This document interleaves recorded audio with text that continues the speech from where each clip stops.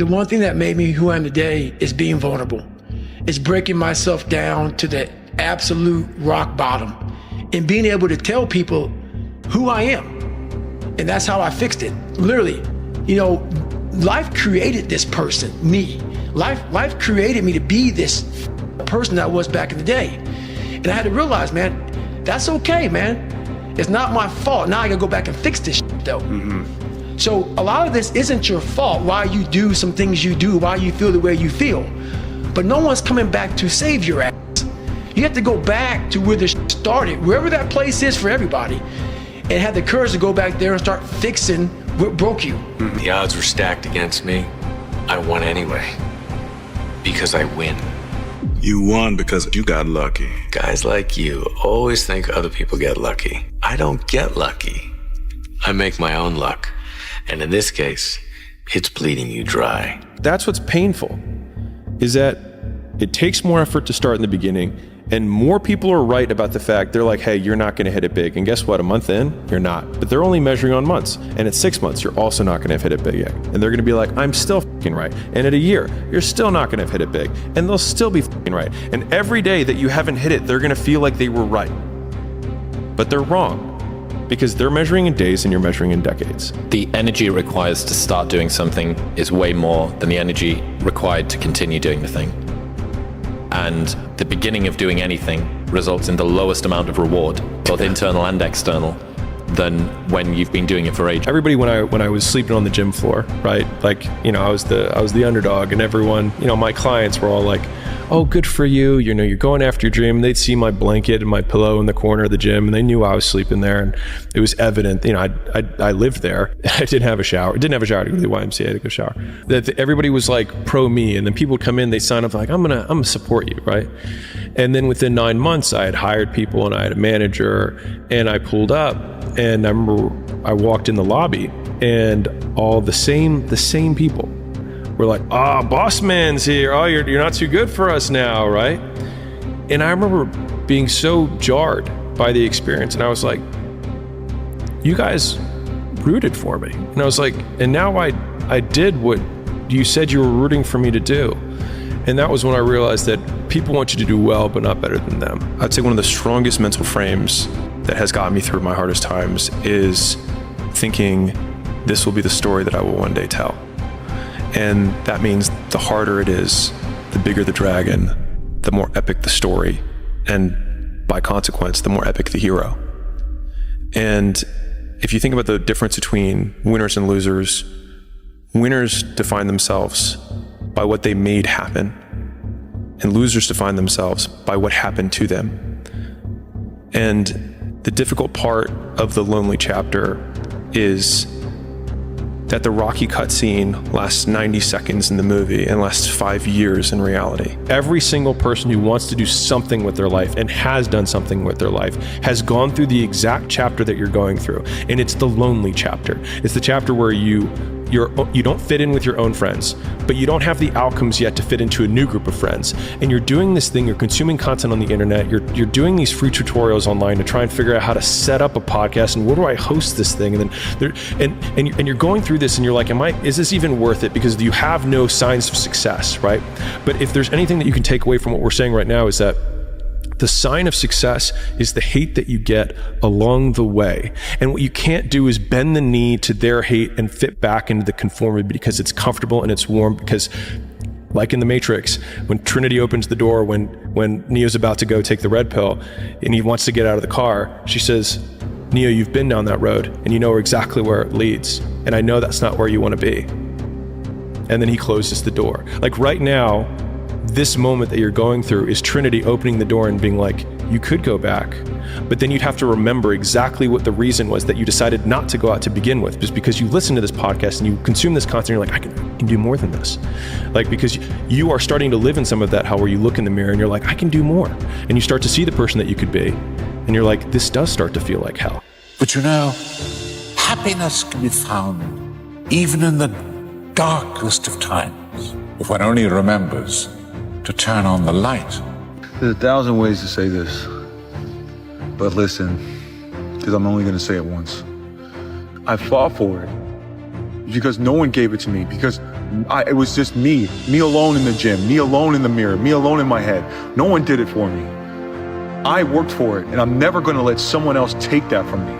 You gonna leave his people be? Or you the one that's gonna find yourself a new plug? You know what I mean, that shit? The fuck I don't. I built this shit. Me. Brick by brick.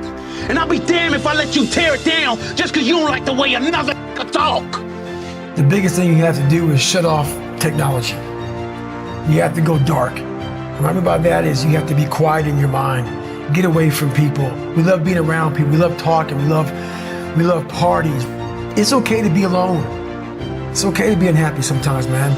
So you gotta go to the truth first. Who are you? Get really accountable and say, okay, who am I? What's the truth about me? Get to that dark place in your mind. Figure out. It may take months, it may take years. Figure out your purpose.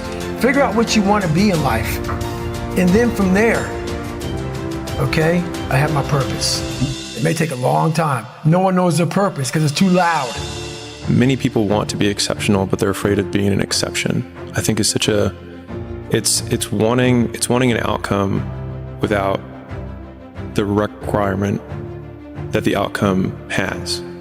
And so we can't do the same thing that everyone else approves of and then somehow get a different outcome than everyone else does. If you have a belief and you can't explain why you believe it, it's not yours, it's someone else's. Admit it, you aren't like them, you're not even close. So I came up with this idea a couple of weeks ago called the lonely chapter. I f***ing love it. So there is a period in everybody's journey where they are so different because they've started to do new things that they no longer fit in with their old set of friends. But they're not sufficiently developed that they've gained their new set of friends. And they're unsure. Should I go back? Should I lean back into getting a bag in with the boys on a weekend? Is that the highest, way that I can live my life passion forward? Because that's what everybody else does. When all of my friends are taking the piss, oh, not drinking again. Too good for us, are we? Not going out again this week. Oh, okay, well, enjoy staying in home and reading.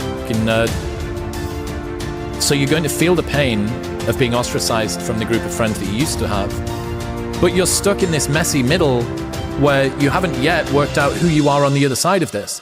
And that lonely chapter that's in the middle is something that I would say almost nobody that I've ever met who has gone from a place where they are to a place where they want to be hasn't gone through. The superpower of learning to be alone and enjoying it.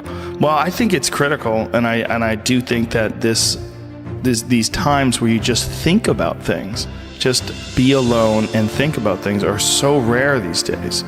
And I think during those rare times is when you really get to understand what you actually believe or don't believe. I just want more. I just want more. I just want to be successful, and I want to be able to take care of the people that I love, and I want to be able to, be a service. The goal, you don't want to be comfortable. I feel like as a man, if you're comfortable, that's a bad sign. No man should ever be comfortable. I think the problem is people don't really value life. I wake up, it's a blessing to be alive. Every time I pray, I be like, thank you, God, for another day of life. Thank you, God, for another chance to get it right. People died today. And that's a sign of favor. I don't think people understand, when you wake up, you're favored. Most people walk around parroting other people's words for the vast majority of their lives. And so they basically act as recorders, where they click record at one point of their life, and then they click play in another time in their life, and they're just clicking record, play, record, play, record, play over and over again. And it makes sense that people feel alone and they feel like they're acting because they never say what they think. And as a result, they also sound like everyone else because they were never themselves to begin with. No one is patient. And for you to lose weight, for you to stop drinking, whatever the hell you're going through, it takes a lot of patience, a lot of time, and a lot of pitfalls, a lot of plateaus. You're gonna hit so many plateaus. If you don't know how to get around that plateau, it's not gonna happen fast. If I can just walk one more mile after being in the worst shape of my entire life, this would change everything for me mentally going forward. From this kid who came from dirt, nothing, who couldn't read until he was a junior in high school and is now here. I walked a mile. I said, maybe I can walk one more mile. Maybe I can walk another mile. At mile 81, my ex-wife looked at me and said, you're not gonna make the time. When your mind knows it's not going to quit, and this is what I found out, this is my 40% rule. When your mind knows it's not going to quit, your body will adapt to whatever is in front of it. I ended up running 20 more miles. I did 101 miles in 19 hours and 6 minutes. And that one day changed, that 19 hours. It wasn't SEAL training, it wasn't Ranger School, it wasn't Delta Force, it wasn't any of that crap I went through. It was just 19 hours and 6 minutes that forever changed my life, to know that we as human beings are capable of anything. And we don't need any special kind of parents or tools to get there. So I end you with this. Don't stop when you're tired, stop when you're done. Thank you very much. Every hardship that you encounter, if you reframe it as the story that you will someday tell to yourself of the person that you've become based on the dragons you've slain and the obstacles you've overcome, then I think that makes those obstacles a unique opportunity for self-improvement, because we can be grateful for these things. I think Jocko has a whole bit on this where whenever something bad happens, he says good. And I think it's a great trained response, because if something bad happens, my trained response isn't good, it's I will tell the story someday. And so I think if you have that frame, then everything serves you. Because if something good happens, cool. If something bad happens, it'll be a story that I will someday tell. Because it assumes that you will live through it, and it assumes that you will eventually figure it out. And so then you can't lose, as long as you don't quit. Is if right now, whoever's listening to this, if you wrote a book right now about your life and you gave it to someone, would it change their life for the better? If not, you gotta get to work. What I would tell people right now is this: there's a process to all this stuff, man. The process starts with, you gotta shut off technology. You gotta go here. So go to that dark place. I call it the dark room, where you're alone. No cell phones, no music, no TVs, no computers. You by yourself. Very few people want to be alone anymore. They want to be around noise and people, and you can't think. Be alone, go to that dark space. In that dark space, but the first advice I would give people, man, is shut life off for a little bit.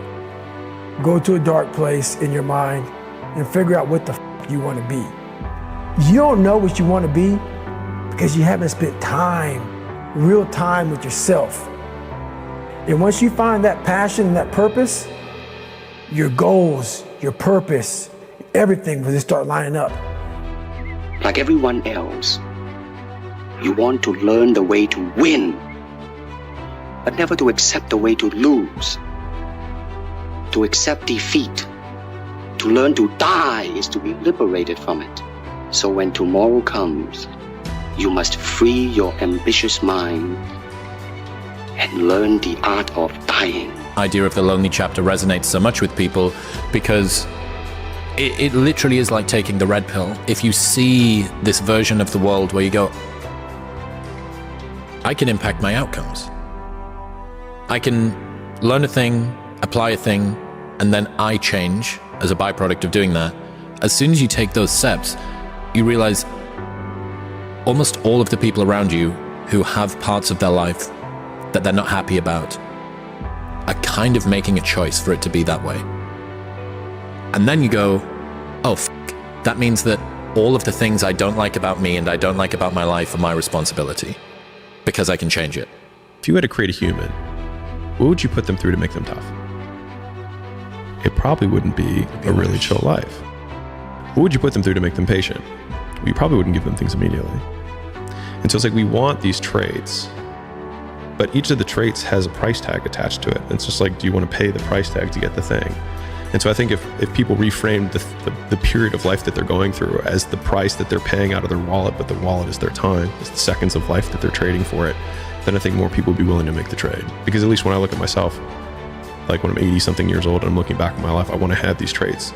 But in order to have those traits, I know I have to go through these things.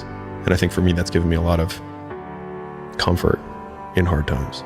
So forgive me, but if you're going to create anything of value in this life, you're going to, even if it's with other people, you're going to have to be willing to be on your own for a bit, to forage on your own, to take walks alone, and then return to people, to your tribe, so to speak, and share with them what you've learned, or maybe even just show up with whatever energy shift has occurred while you were off.